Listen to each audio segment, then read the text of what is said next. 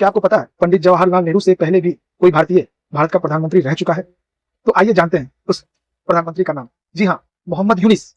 आपने ये नाम पहले भी कभी सुना होगा। ये बिहार के पहले प्रधानमंत्री रह चुके हैं।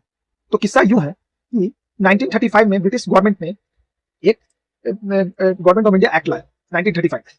उस एक्ट के तहत भारत के हर एक प्रांत में एक चुनाव होगा और चुनाव के बाद जो पार्टी इस चुनाव को जीतने वाली थी उस पार्टी का मुख्य दावेदार उस प्रांत का मुखिया होने जा रहा था।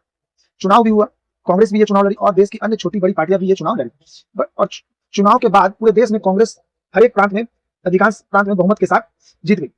पर चुनाव के बाद कांग्रेस को यह पता चला कि सरकार बनाने के बावजूद भी ब्रिटिश गवर्नमेंट द्वारा अपॉइंट किए गए गवर्नर का हस्तक्षेप उनकी सरकार में होगा। इस बात को लेकर के कांग्रेस विरोध में आ गई और उन्होंने ये तय किया कि वो किसी भी प्रांत में अपनी सरकार नहीं बनाएगी। पर बिहार के एक पार्टी हुई मुस्लिम इंडिपेंडेंट पार्टी, उसके कर्ता धर्ता थे मोहम्मद यूनिस। मोहम्मद यूनिस ने यह तय किया कि वो सरकार बनाएंगे और हालांकि उन्हें किसी से समर्थन नहीं मिला, पर चूंकि उन्हें बिहार में 20 सीटें आई थी, उसके दम पर कांग्रेस के बाद वो दूसरी बड़ी पार्टी थी, उसी के दम पर उन्होंने सरकार बनाने की दावेदारी ठोक दी और इस तरह मोहम्मद यूनिस मुस्लिम इंडिपेंडेंट पार्टी की समर्थन से बिहार के पहले प्रधानमंत्री बन गए। मोहम्मद यूनिस पूरे 3 महीने तक प्रधानमंत्री पद पर कायम रहे। उसके बाद उनकी सरकार गिर गई, लेकिन उस 3 महीने के कार्यकाल में मोहम्मद यूनिस ने किसानों के लिए भी बहुत काम किया, युवाओं के लिए भी बहुत काम किया। विधानसभा की इमारत बनाने की नींव उन्होंने रखी।